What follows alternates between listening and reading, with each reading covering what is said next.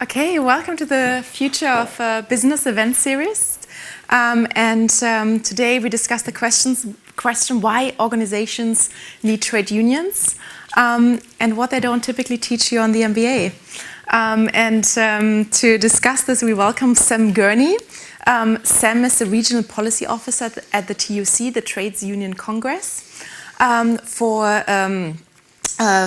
London, the Southeast and East. And he's been with the TUC for over 20 years, where he's previously served as head of equality and strategy. And he's very well embedded in a number of networks in London around economic development, including on the Mayor of London's Partnership Board.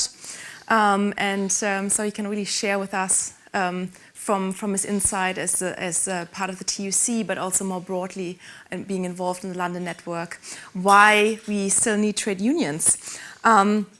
In the description of this event, we cited research that has shown that CEOs with MBAs are more likely to decrease workers' pay when they take over the leadership of a firm. And so it's kind of a really interesting finding. But at the same time, research also shows that trade unions serve to increase productivity. So what is really the role of trade unions? How does it relate to economic development? These sorts of questions I will invite Sam to talk to us about. Sam will talk for about 30 minutes, but we invite you to ask questions in between so we can have a more interactive talk. So depending on how many questions we have in between, it will determine how much time we have for Q&A. And we will also have questions from the online audience. So welcome, Sam, over to you. Thank you. I'll stand up if it's easier for people online as well. Thank you very much. Really pleased to be here. And I really like the title for this because we were talking to Mark in advance. And I think for some people, the kind of sole image they have of trade unions, and I don't want to be at all stereotypical about people on MBA courses, but is one of conflict. Whereas actually, when you kind of look at the trade union movement in the UK, we're still the biggest mass democratic participatory organisation that there is. And I'll talk a little bit about where we are in terms of membership kind of in a minute. And interestingly, in recent years, we've started to see organisations like the OECD and World Bank, who were not, shall we say, traditionally people we would have thought of as being very positive about trade unions, actually coming out with research about the important role of unions in securing more equitable distribution and more balanced and sustainable economies through collective bargaining and ensuring that workers have a voice both in private sector and public sector organisations. And there is lots of independent evidence that shows that workplaces where workers do have a voice are happier and can go through change more easily because it can actually be negotiated. I've been involved in work around facilities time, which is where the time off that union reps get to actually attend to their duties. And this government in particular, and a couple of its predecessors, have been quite opposed to facilities time and have been talking about reducing the time that union reps have. And actually, when you talk to lots of employers, public and private sector, they don't agree with that because actually having union reps involved in sorting out in disciplinaries, in grievance procedures and stuff actually saves an awful lot of money in terms of HR functions. And certainly when I was a union rep, an organiser, I was constantly surprised by just how much stuff which had escalated to the level of quite acute disputes could have been sorted out if people had just talked about it kind of in advance. And you find that in workplaces which are well organised, that a lot of stuff gets sorted out in advance. Also, lots of evidence on health and safety and unionised workplaces being far better in terms of accident rates and other issues. And we use the example a lot. I was involved in it in the 2012 Olympics, which had some quite good agreements with the organisers, but there wasn't a single construction death during the whole of the 2012 Olympic site. It was huge sites. We went around them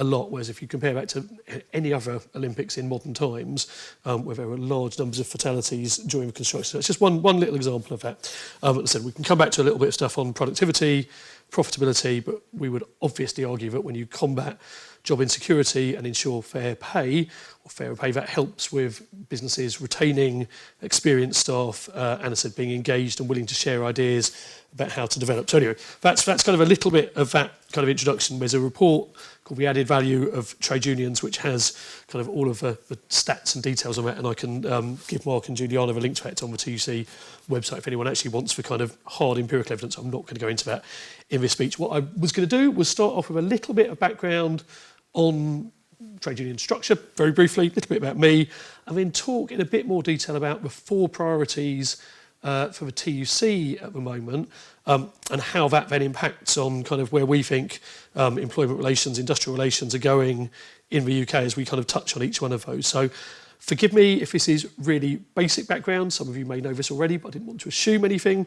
As was said in the introduction, I am a regional secretary for the Trade Union Congress. We are the umbrella organisation for trade unions in the UK. So we have about 48 different member unions, and they range in size from Unite and Unison, with over 1 million members each, down to kind of smaller, much more specialist unions like the Professional Footballers Association, a couple of thousand members, but almost 100% unionised in the world of football. The Writers Guild, and our newest affiliate, the Artists Union England, which is made up of professional artists. You have to hit a number of barriers to count as a professional artist and be able to join them, but they are affiliated to the TUC. So we've got kind of a massive scope of membership, specialist unions, big general unions, and everything in between. I can talk about membership levels again, but if you look at the highest point of trade union membership in the UK, about 1980, over 50% of all UK workers at that stage were members of a trade union. We have now just under a quarter of UK workers are members of a trade union. So that's a fairly substantial fall in the last 40 years, although I'm pleased to say in the last 6 or 7 years, we've seen a fairly sustained growth right up to the pandemic. Not huge numbers, but year on year, 100,000 plus kind of growth. So we're seeing membership going in the right direction again. We do tend to be more concentrated in the public sector now. About 75% of public sector workers would work in a workplace which is union recognised and has reps. About 25% of private sector workers that would tend to be in bigger private sector workplaces. And again, big issue for us, big issue for the union movement. How do we get into smaller, kind of more disparate employers? What is the union offer to someone who's working in Costa Coffee or in a small company, as opposed to somebody who would have been in the old days at Cowley or kind of in the shipyard? So how do we reflect? How do we deal with the world of employment as it is today? And said very conscious of the fact we use a whole world of acronyms. I said as MBA students, you'll know in the world of business there's a whole series of acronyms. So I've tried to steer fairly clear of jargon, but if I'm using any jargon during this, please just stop me and say. So before I get onto the main points, very quick bit of background on me. As was said, regional secretary for the East, South East and London. Quite a big patch. We cover about a third of the country, I think. I started my full-time union career a lot longer ago than I'd like to remember now, on the first year of something that was called the TUC Organising Academy back in the late 90s, and that was designed to bring in new organisers, majority of women. We were all under about 30, and it was supposed to be kind of training up a new generation of union organisers, and we were working kind of across unions. And at the time I was placed for a union which went by the wonderful acronym, which I thought nobody had ever heard of, but Mark knows, a very good colleague of mine. My first union was the Society of Telecom Executives, which was the union which covered senior management and engineers in mostly in British Telecom, but it had branched out some of the other telecoms firms. But I then went from there to the GMB, which is one of our big general unions, and I was a hotel and catering and casino organiser, covered school support staff as well. So kind of I've worked across a range of different sectors, public and private, as a union organiser, then came over to the TUC, started off in the international department at the TUC, then went to the equality and strategy department, and I'm now regional secretary, and I spent 8 or 9 years on the governing body of the International Labour Organisation, which is the bit of the UN which is tripartite. So it has the only bit of the UN which has not just governments officially represented, but also has employers' organisation and workers' organisation, and negotiates all of the kind of global standards. So again, I'm very happy to take any questions about that, but we were quite involved in negotiating the standard on domestic work, which was quite a groundbreaking standard. And just after I left, there's just been one on violence in the workplace, which had a lot of stuff on gender-based violence, but also the ILO was negotiated all the old standards on basic working time, health and safety, etc. So that's a little bit of background on me. Main bit of a talk, current priorities. So our new General Secretary, Paul Novak, he started in January. He took over from Frances O'Grady, who was our first woman General Secretary of the trade union movement, was raised in Oxford, grew up in Oxford. Her dad came over from Ireland and was a shop steward, a union rep at the Cowley car plant, so very close to Oxford. Paul's taken over and he's kind of identifying our priorities at the moment. That's what I'm going to go through, but it kind of builds very much on the work that Frances put in place. And I'll also come back to the importance of making sure that we have a union leadership that actually looks like the workforce we represent today. It is now worth noting that in terms of kind of general secretaries of our unions, the general secretaries of both our largest unions, Unison and Unite, ones that both got over 1 million members, are both, for the first time, women. General secretaries of the Scottish TUC and Welsh TUC are also women, again, for the first time. And it's taken a long time to get to that stage, despite the fact that in the UK, over 50% of union members are women. The leadership does not reflect that yet, although it is getting there. The press still like to refer to them all as union barons, which used to annoy quite a lot of my colleagues. Anyway, but like I said, I'll come back to the importance of where we're going in terms of that diversity. So, in terms of our 4 current priorities and where we are, all of this can only be delivered with a strong, growing and more diverse and representative trade union movement, and that involves working where we can with others. The first and most pressing priority for us is obviously supporting union members and all workers as we're in this quite untenable cost of living crisis. So the fact that, as you will all be aware, almost every week our kind of bills, our rents, our mortgages are going up, but wages are not. We've been in a position where, in real terms, our wages have stagnated since at least the financial crisis in 2008-9. I'm never quite sure how we've done the research on this, but we say in stuff, this is the longest period of wage stagnation since the Napoleonic era.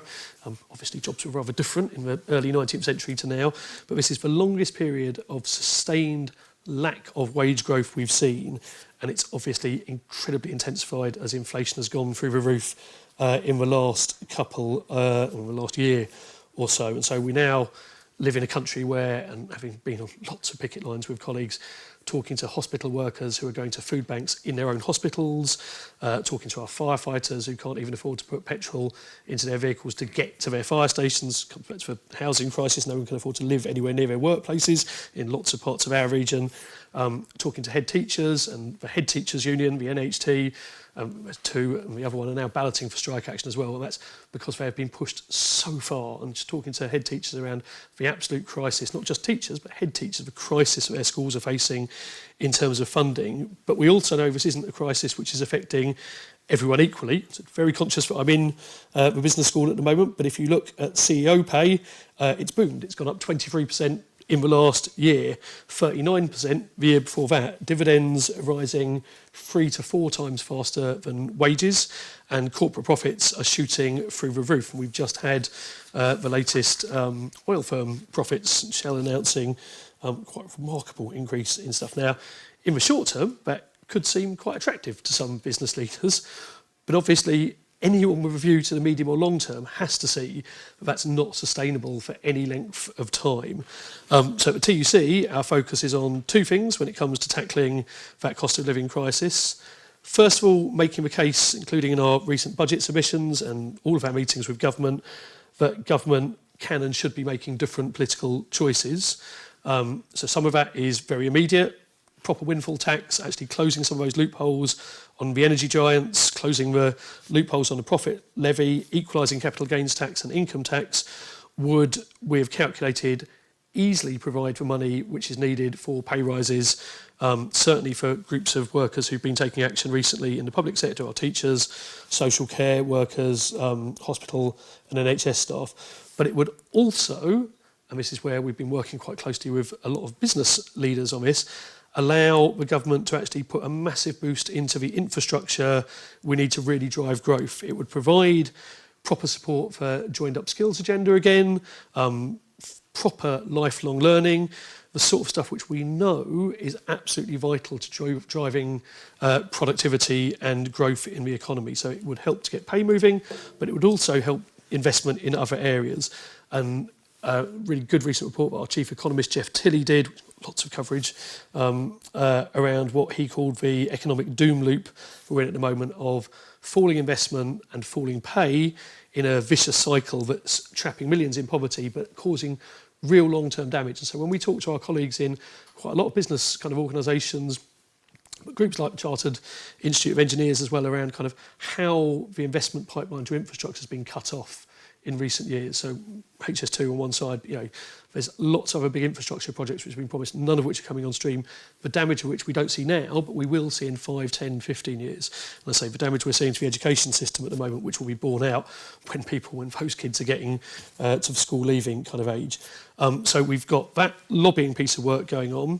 We're also obviously taking action at a very kind of very local level to stand behind our members who are being pushed into taking strike action, who've reached the end of the road and are striking both for their own pay and conditions, but also to protect the services they work in. And we've seen that wave of action being driven by that kind of the absolute panic that's been induced by the cost of living crisis. And I say, having been on lots of picket lines over the last couple of months with postal workers, paramedics, civil servants, lecturers, physios at my local hospital, factory and manufacturing workers, that kind of strength of anger is absolutely palpable, but also just kind of, I mean, I said, I know it's easy to stand up in here and say this, some of you will have experienced this with friends and family, but talking to supermarket workers who are literally making the choice about not giving their kids breakfast and not having breakfast before they go to work in the supermarkets where they're selling us our food because they're on minimum wage and it's just not making ends meet at the moment.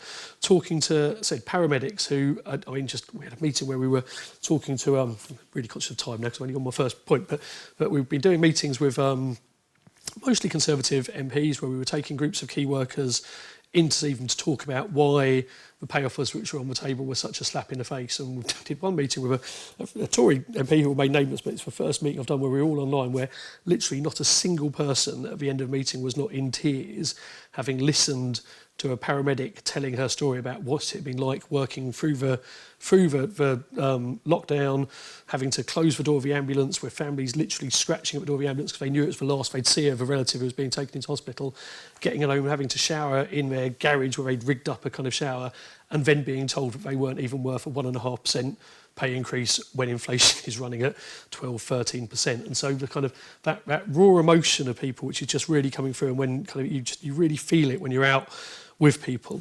So I say, working, and we've had some real big wins in the private sector where pay has risen in some areas quite substantially, but in the public sector where people are still standing firm against government intransigence. We've had some movement in the health service. We're going to see what will happen there. Our firefighters balloted for industrial action, and just the threat of that was enough to secure them quite decent pay increase. We'll be looking for more next time round, but they got quite a big increase without having to go on strike. And we're building public support for those workers. So our job at TUC is to help those unions to take action to secure fair pay, but also to kind of help with the wider discussion around that, and get the government back to the negotiating table.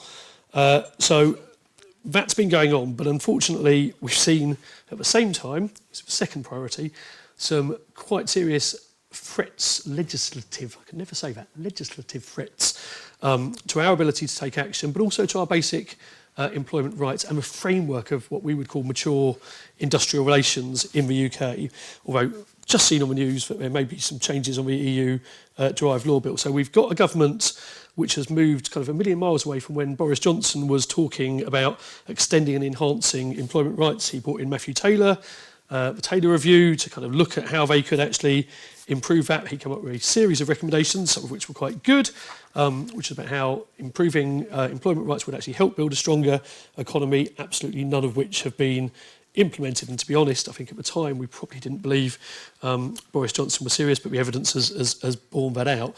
But I say we're now facing two very dangerous bits of legislation. The first, which stems from the still crazy decision of Brexit, democratically voted for, but as for TUC, we campaigned against that decision. The EU-derived laws bill, which I said I think Kemi Badenoch has literally just announced will now be being substantially paused. It was the brainchild, if that's the right word, of Jacob Rees-Mogg.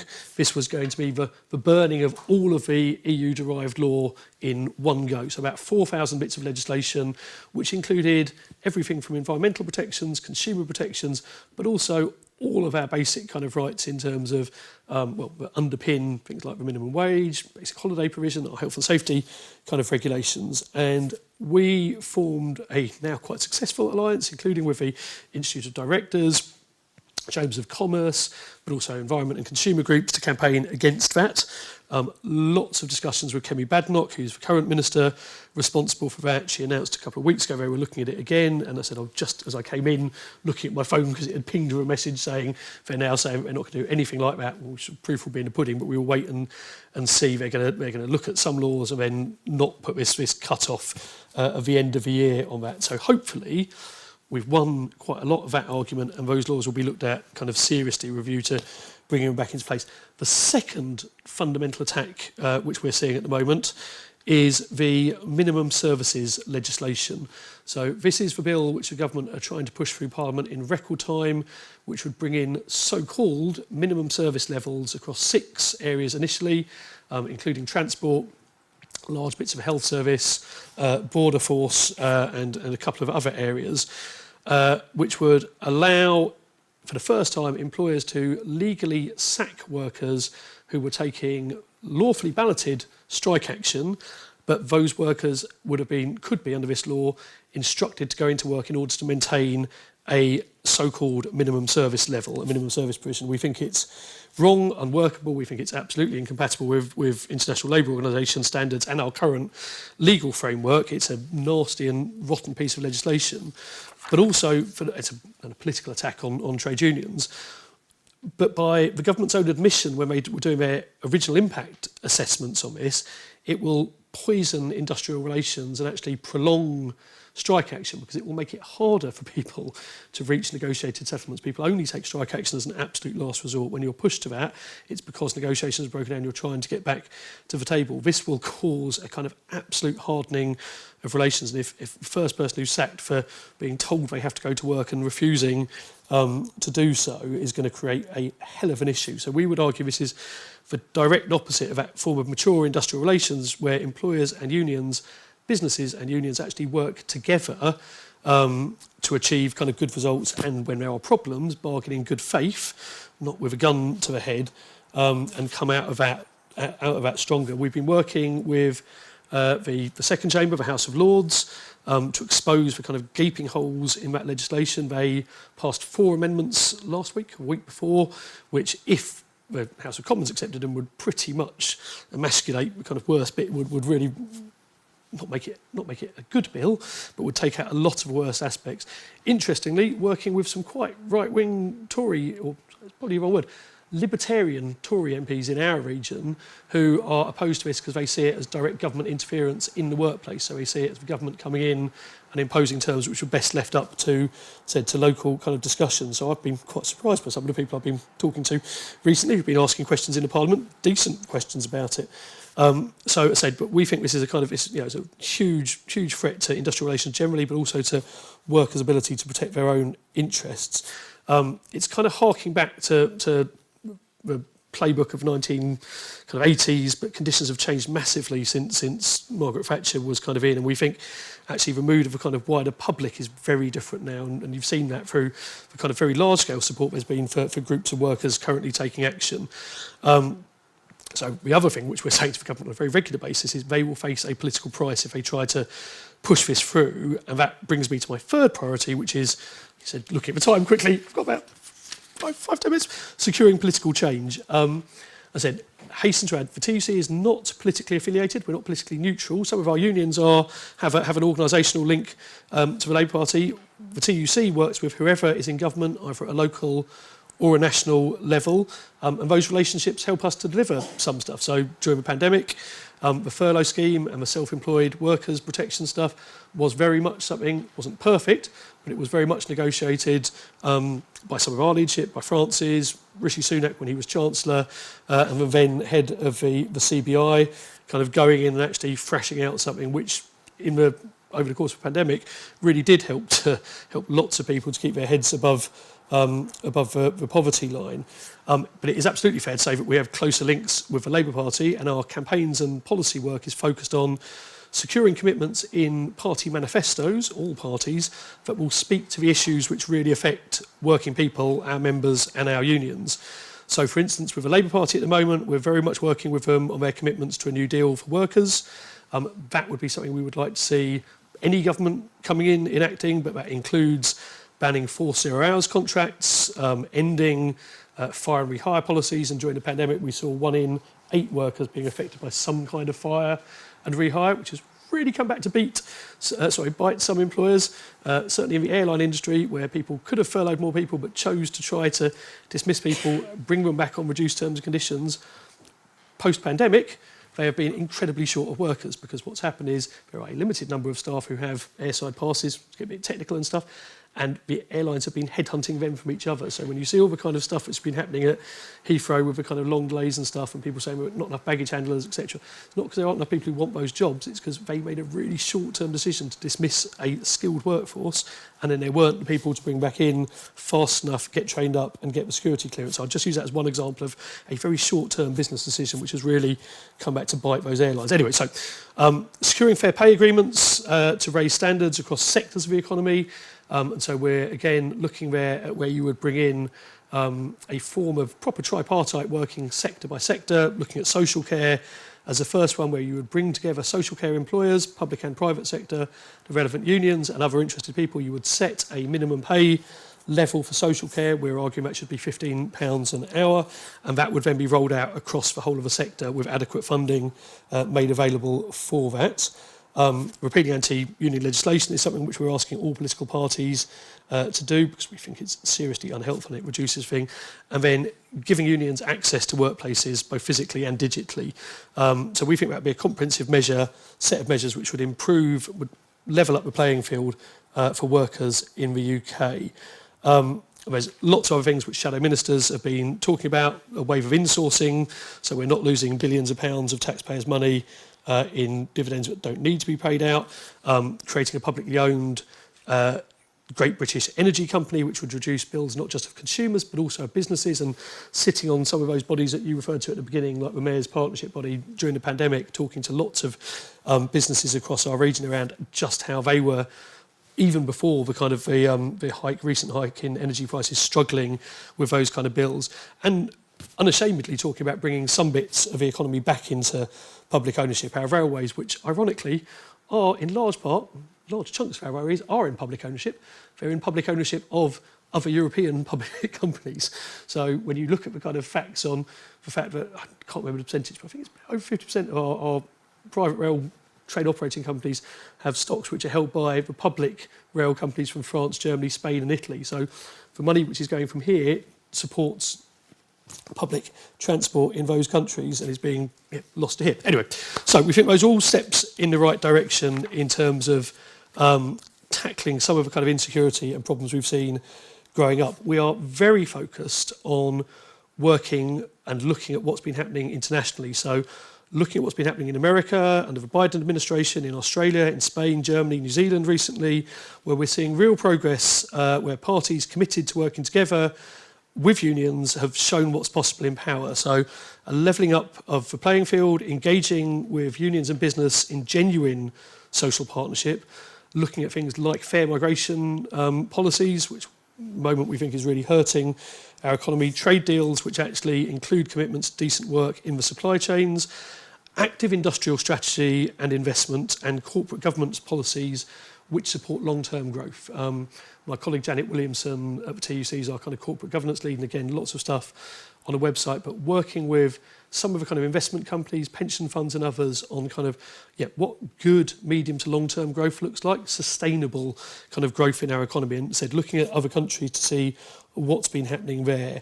And that means, of course, working with business. It means working where we can together with those, but it also means facing down bad business models. And this comes back to that point that Mark kind of said when we were talking about this lecture in the first place about people who've done MBAs then going on to be CEOs of companies who reduce wages. And there are some chronically bad short-term business models out there based on incredibly low wages, super exploitation, which don't generate kind of growth in the long term for anyone.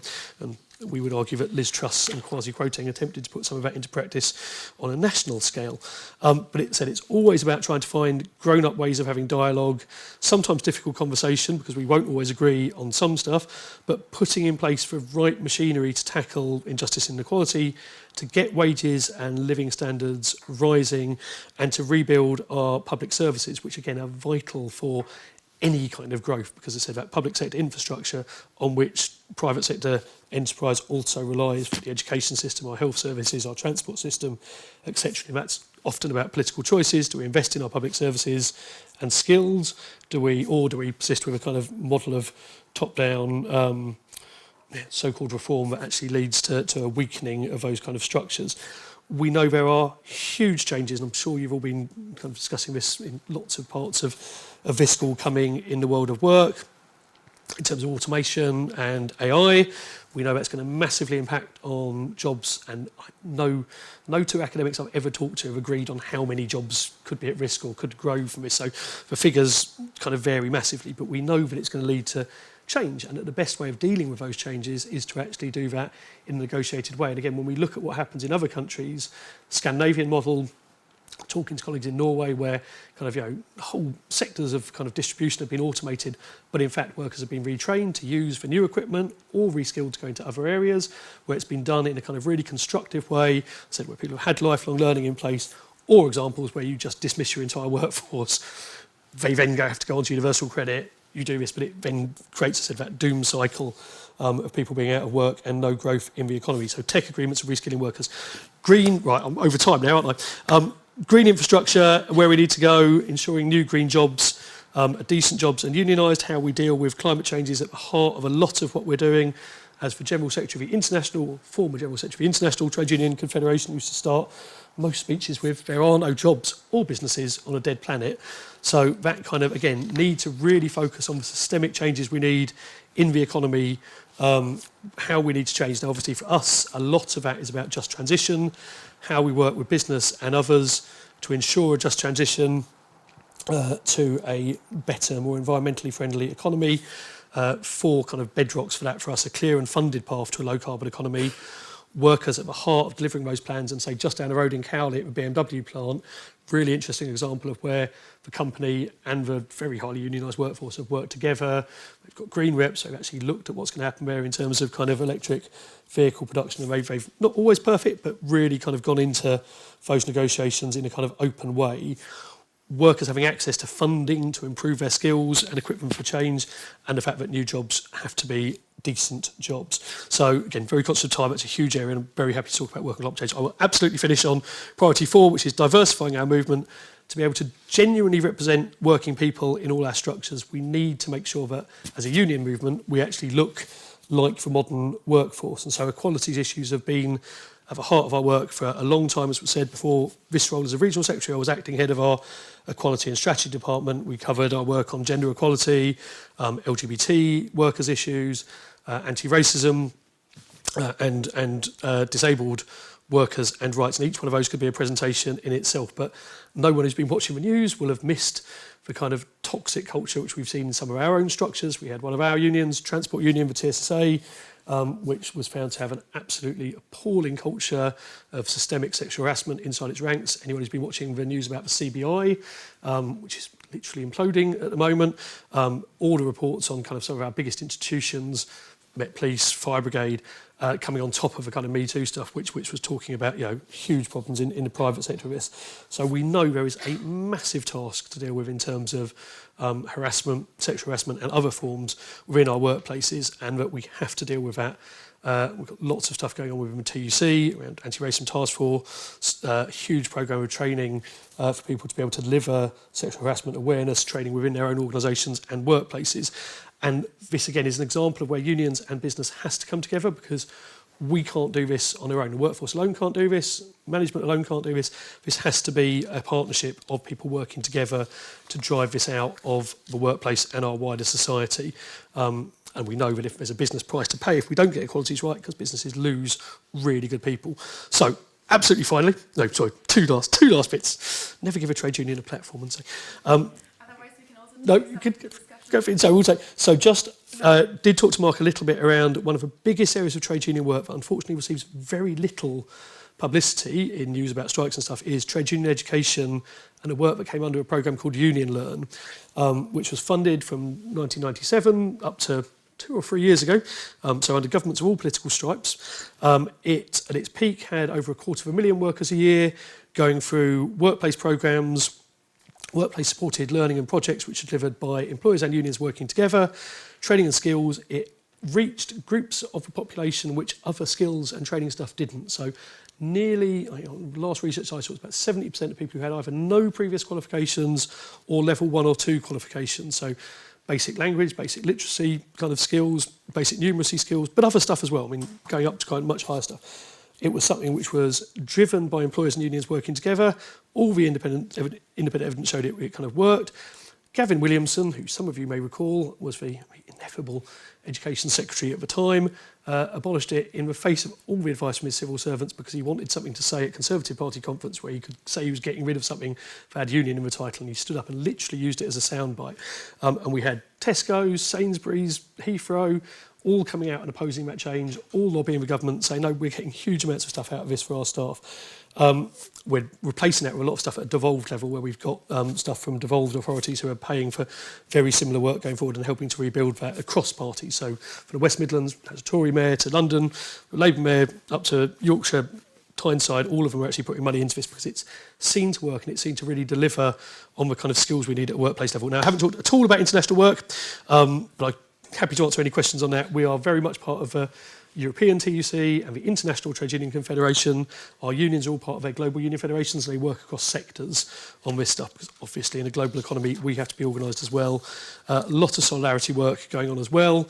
It's always been there and stuff. But I say for us, in terms of kind of where we go with the UK economy, a lot of what we're trying to do is trying to learn from good models of partnership in other countries, to build on that, to look at examples of where unions and business have got healthy relationships and ones where they're not so healthy, and to bring some of that into our thinking here as we try to move to a system of genuine social dialogue and effective working. So not saying that we won't take hard action when we have to, but in the long term, to build a productive economy, working together has to be a way forwards. Right, sorry, I've skipped through the last pages of that. I will come and sit down. Thank you so much, Sam. That was really great.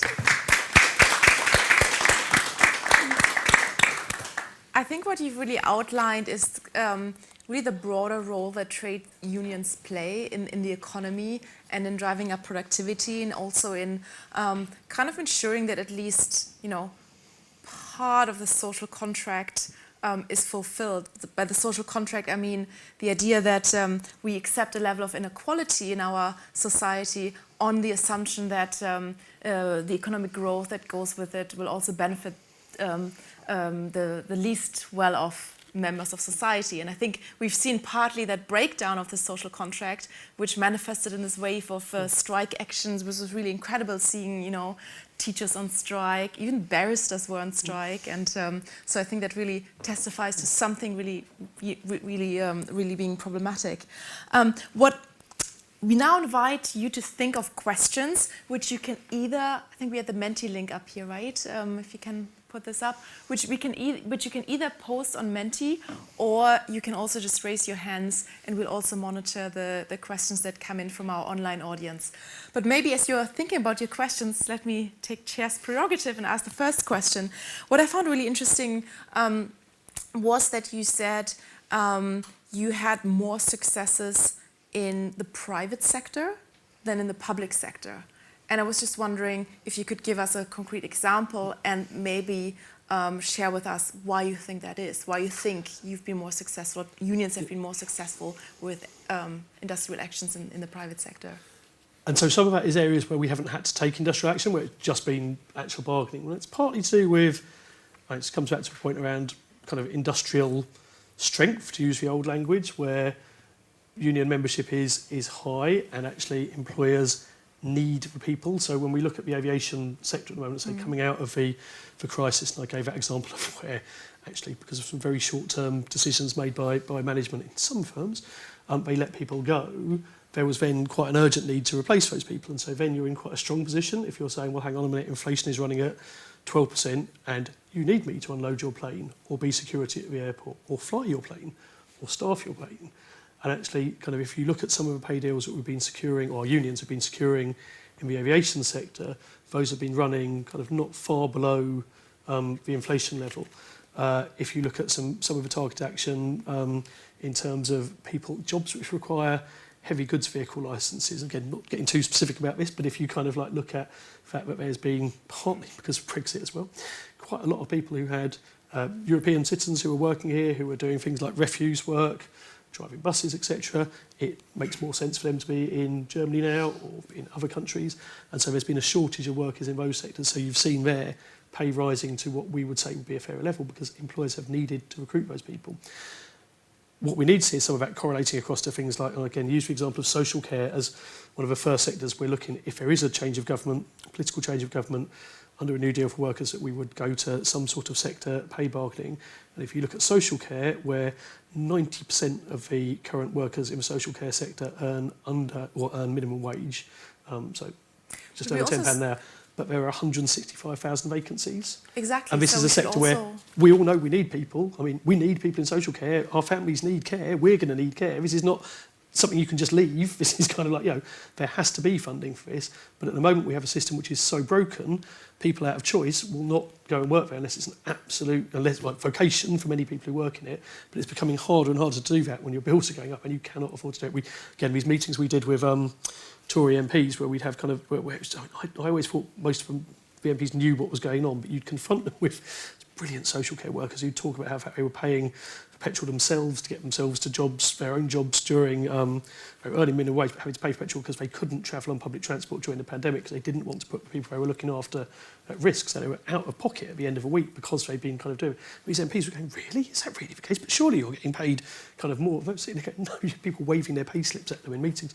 So it's kind of like, so we've had some success there because you've got a shortage of labour now. Then in the big bits of the public sector, there's a political battle going on there because the ultimate, despite the fact we've got so-called independent pay review bodies, which could work, but in lots of bits of the public sector, the government initially were opposing increases because they were saying they didn't want to see inflation rising. We think that's an incorrect argument in terms of the economics of that when you look at inflation didn't rise when pay was going up before 2008, and it's not going up in other countries anything like it's going up here. But in those, there's been a political decision to try to hold back pay that's come from a government level and they're not investing money into the system, and that's why hopefully seeing some progress in health. But in the strikes in the teaching education sector at the moment, that's a straightforward issue about political priorities. Will they put the money into that sector to fund the pay increases, which everyone in the sector, from head teachers down to school support staff, know is needed because it's just going to roll over otherwise. Mm-hmm. Okay, thank you. Okay, we have a question over there. Can you also say your name and yeah? Hi, I'm Bridget. I'm curious, do you think that there's certain industries where unions are not necessary or helpful? It's a really good question. I have been asked to say it again. Well, okay, so I could repeat it. I've got my mic. We'll say it again. Are there certain industries where you think unions are not necessary or helpful? So, I am, by dint of upbringing in my entire career, a trade unionist to my toes. So, believe that trade unions can help in all sectors and all industries, and that it is helpful for workers to be organised across kind of all workplaces. That is slightly different from saying, are we helpful in all sectors and all workplaces at the moment? Because I don't think we are, because there are lots of areas where the offer from a union hasn't kept pace with the way the economy has changed in the sector. So again, I state the kind of, when I was with the Society of Telecom Executives, we had one of the first sections of a union which dealt with people who had become essentially independent contractors. So they were self-employed because they'd taken release from British Telecom, but they were working for some of the big new startup kind of tech companies and stuff, and they were going on everything. But we could offer them support through things like liability insurance, networking, making sure we had a job kind of access thing where they could find out about different jobs. And then when that meant they kept their union membership, and if they went back into a larger workplace, they kept their membership, and then they were put back into the kind of wider sector. If you look at the lack of union density at the moment in smaller private sector kind of workplaces, so we had a relaunch of our young members network in the region the other day, and I honestly thought there'd be about 12 people, and we had 62 people from across the region, all workers under the age of 27. We had baristas from Costa Coffee over in Ipswich. We had people from a communication workers union, Utah branch, which is their tech workers and gamers branch, talking about exactly this. What is the model of trade unionism that will benefit them? What are the things they need that will give them support in the workplace? And they were talking about issues around harassment. They were talking about issues about not being paid when they contractually signed up for something and stuff. So they're really basic issues, which are very similar in some ways, but are slightly different in 2023 than people would have faced even in 2000.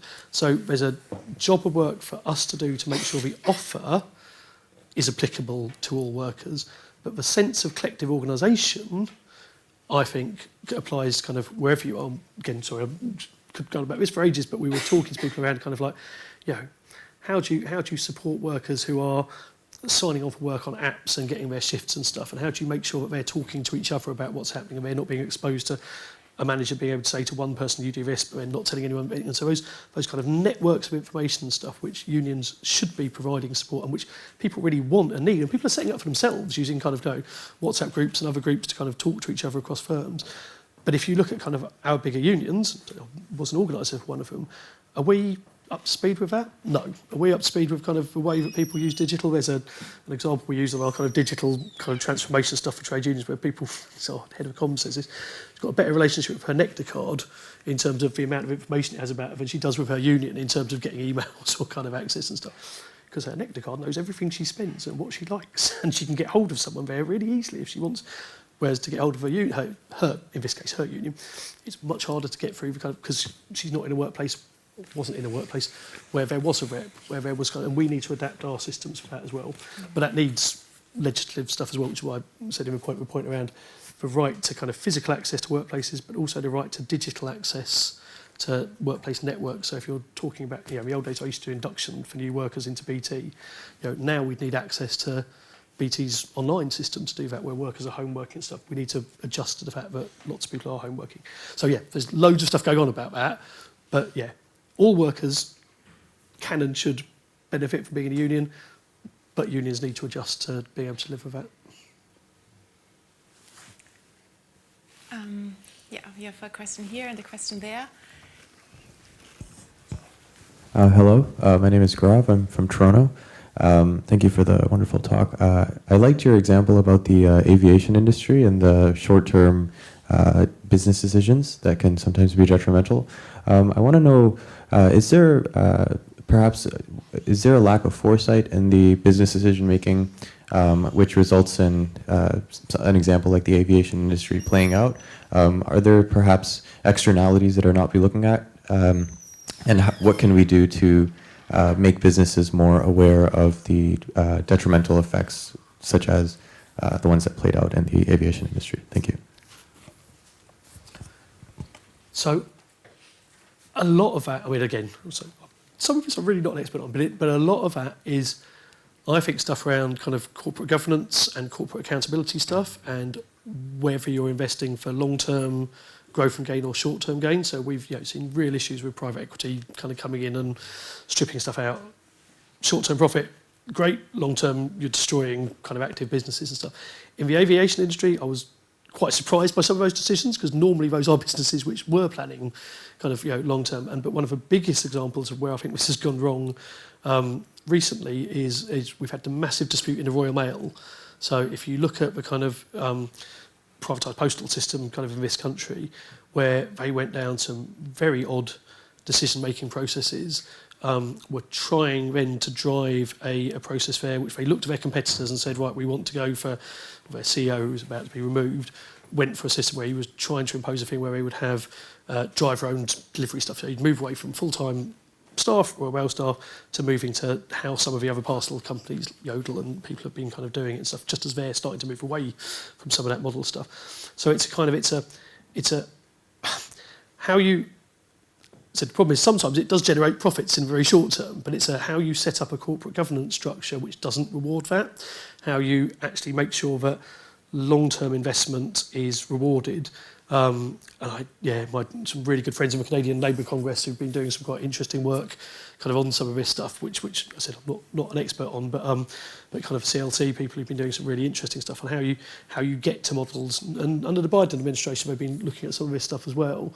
And we've got stuff up about this on the web that talks about how you kind of move away from that kind of short-term model to longer-term kind of models that says, okay, how do you get, and I hate win-win because it's such a kind of thing, but to a situation where you will be generating profits where and you tell that I'm kind of old Keynesian when it comes to kind of like, if you're not paying people properly, you're not putting money into your local economy, people aren't buying services, and that's the doom loop we were kind of talking about, and it kind of gets driven down.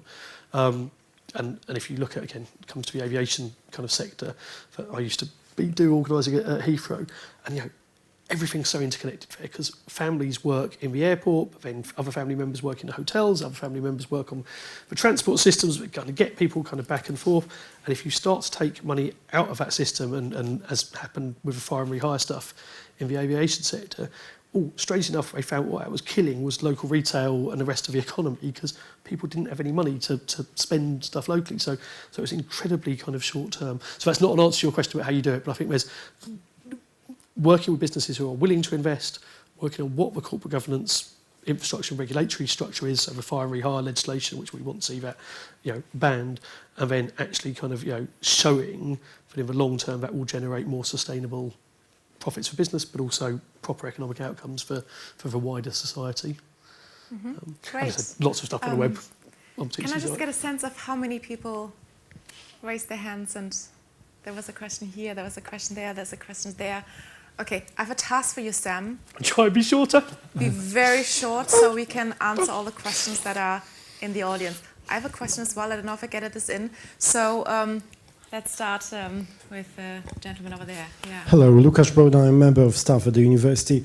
It was really fascinating talk, and I think to me it was quite enlightening because we started with what I would describe as traditional role of the unions, looking at terms and conditions, health and safety, and talked about a whole host of other things where you do. But I suppose in doing so, you talked about political issues or more than once. My question is, to what extent do you think that aligning yourself to the left of the political scene helps you advance what I would describe a core purpose, or would you be able to get further faster if you were seen as more of a neutral party? Thank you. Oh, that's difficult to respond to. I'll do that in the short term. But, I'm staying around for a bit afterwards, so I'll happily carry on that conversation. Maybe take a couple of Shall I take a couple of minutes? I'll try to remember. Let's take a couple of questions. Yeah. Thanks. Also, probably not a short one, but I'm really curious how we combat this argument that pay rises would lead to even greater inflation. Like, obviously, this is really relevant now. So, any thoughts you have, Sam? The famous Phillips curve, as economists would call it. Yeah. Mm-hmm. And I think there was another hand over there. Yeah. I think my question was more around how trade unions have traditionally at least been organized to support workers employed either in the public or the private sector. With a lot of these groups now self-organizing to either run MSMEs or to run startups themselves, how does the nature of the trade union change, and what kind of support is needed as we transition more and more into that? Great question. Oh, those are three superb questions which I can't answer. So on the political engagement question, as I said, so a number of our unions, affiliated unions, are organisationally linked to the Labour Party. So not whole membership, but of our big unions, Unison, Unite, GMB, are all linked to the Labour Party. The TUC, as I said, is politically independent. We work with whoever is in government. So we meet regularly with ministers. I meet regularly with local leaders in terms of kind of across the political spectrum. But it would be, as I said in the kind of when I was talking, but obviously there are some ideological traditions which are more likely to favour collective solutions to the issue, so are more likely to be tied to the things we think economically as a union movement. That does not mean, I said, we don't, for instance, on the education stuff, in our region, we have Robert Halfron, Conservative MP in Harlow, chair of the Education Select Committee, incredibly good on lots of these issues because he understands the issues around funding and stuff. Conservative, ideologically conservative, but absolutely recognises you need staff, and so it's not. We will certainly not refuse to work with kind of anyone. As I said on the furlough scheme, that was something which then Chancellor, our then General Secretary, and the then head of the CBI kind of really did sit down over days in Downing Street and negotiated and looked at what might work and came up with that. And we think that kind of works well. And we have lots of examples from other countries of trade union movements working. I said at the beginning, we're a bit unique in the UK, but we've got a single national centre. Lots of countries have national centres which are aligned to either, in the past, religious traditions or political traditions. Poland, 2 different political federations which we work closely. One is very aligned to the current government, very right wing, but still aligned to that government, but still does stuff for working people in that country. So I think we have to influence all political parties, but we are very clear that there are some political parties who are much more likely to implement some of the things we think we need to see. But so that doesn't, and it was ever thus. So relations between kind of the TUC and Tory governments and Labour governments going back, we were not particularly close to elements of New Labour. Across the trade union movement, we were probably closer in the past to Heath and some of the previous Tory administrations. So it's an interesting one. I'm very happy to talk to you about that a bit more outside.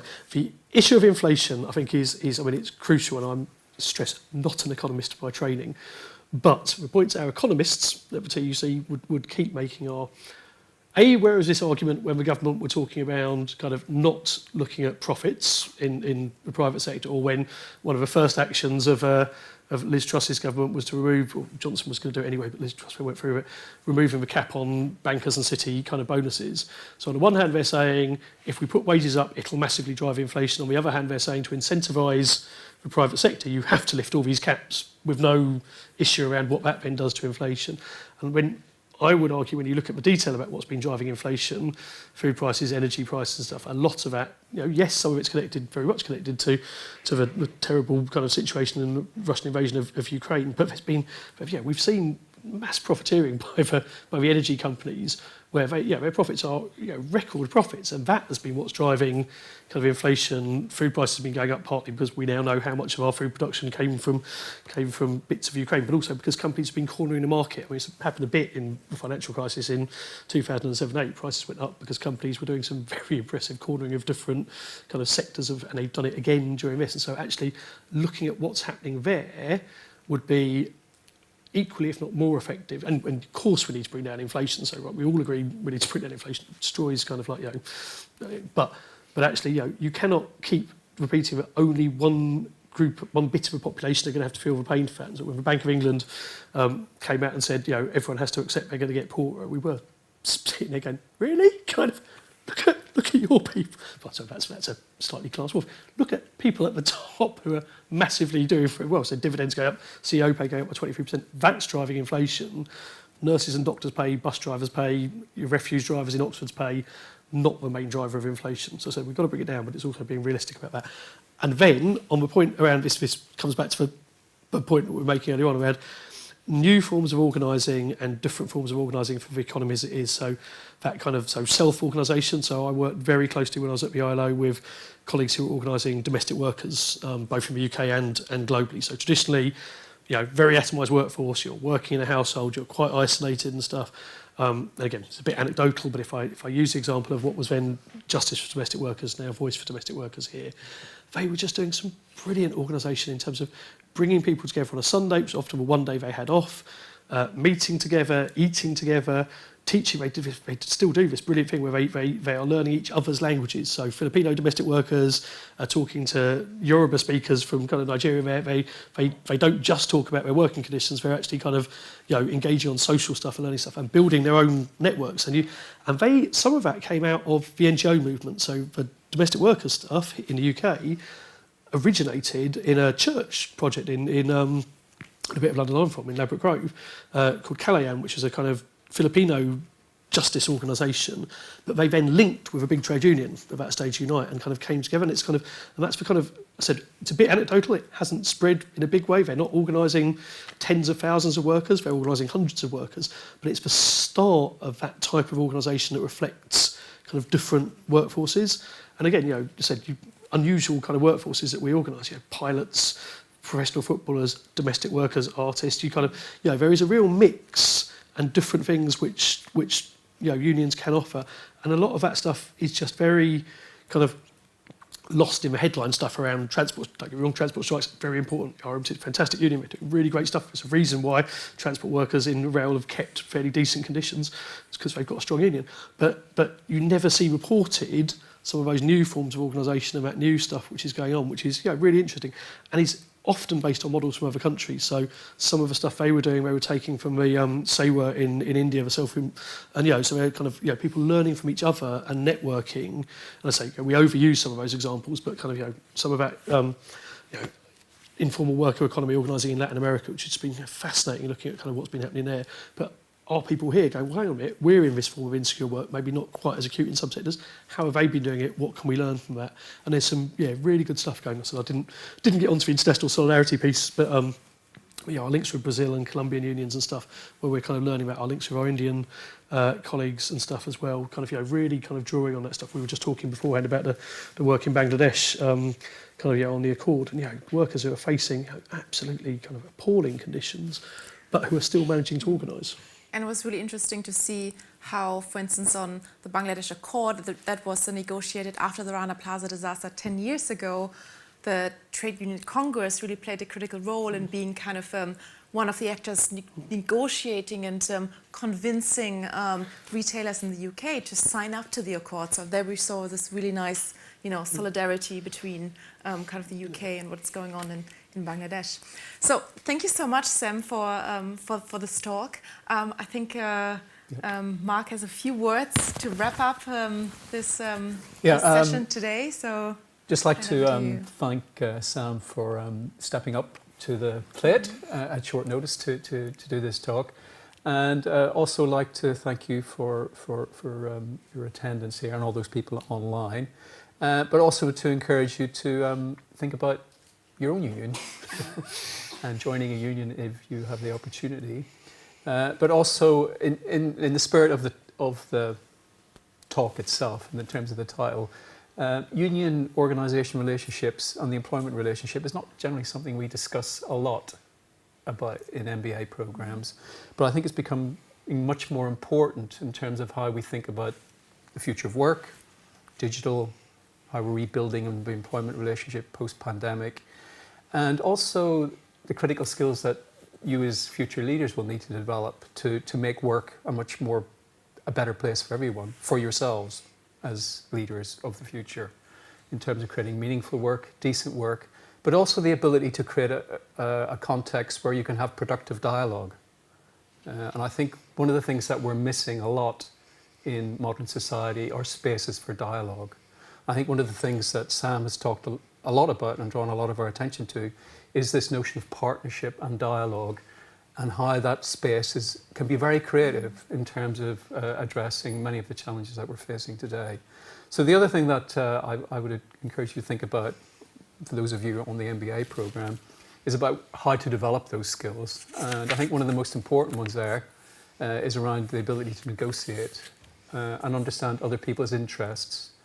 And I was very taken by the fact that Sam talked about when he brought Tory politicians to meet people on the front line who were experiencing all these difficulties, they were actually quite shocked at understanding these experiences, because they very rarely meet these people and they very rarely have an interaction or a dialogue. And I think one of the things that we as leaders probably need to do more of is to understand those diverse interests and the experiences that people actually are having. So leaders of the future are going to have to, I think, step up and begin to understand these various interests, and also begin to build workplaces that are going to be more inclusive for everyone. So that's the end of my lecture at the end, and I'd encourage you to sort of go away and think a bit more about how you can sort of begin to work more productively with in these types of interests, be they organised or not organised. But again, thank you, Yeah. Sam. And before we go away, we also invite you to join us for a drinks reception, Oh, yes. where we can continue the conversation a little bit with Sam as well. So we can also over drinks continue some of these reflections. So thank you again so much. Thank you so much for coming. And yeah. See you outside for drinks. See you outside for drinks, yes. Thank you.